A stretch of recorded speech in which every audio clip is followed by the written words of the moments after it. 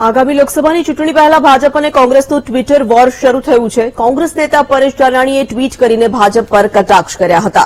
ત્યારબાદ ડોક્ટર મનીષ દોશીએ પણ ભાજપ પર પ્રહાર કર્યા.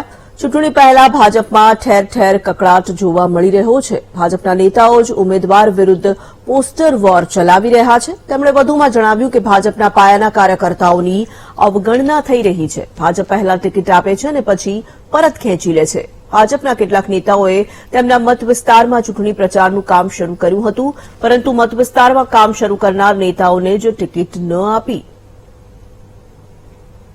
કોંગ્રેસ પક્ષના અમારા વરિષ્ઠ નેતા યુવા સાથી ભાઈ શ્રી પરેશભાઈ ધાનાણીએ પહેલું ટ્વીટ કર્યું. તે ટ્વીટ સામાન્ય ગુજરાતીને સમજાય એવું.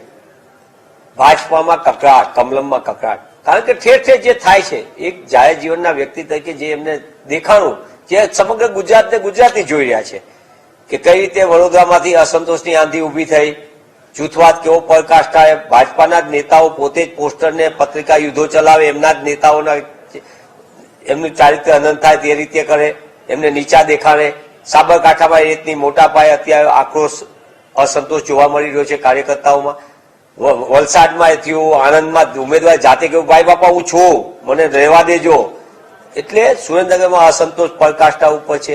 ઠેર ઠેર અસંતોષની આગ પાછળ આ જે વાત છે એ છે પાયાના નિષ્ઠાવાન ભાજપાના કાર્યકર્તા આગેવાનોની અવમાનના, અવગણના, સતત એમની અપમાન અને પક્ષ પલટુઓને મોટા પાયે શિરપાળ આપવાની ભાજપાની તકવાદી નીતિનો આક્રોશ અને અજંપો જોવા મળી રહ્યો છે.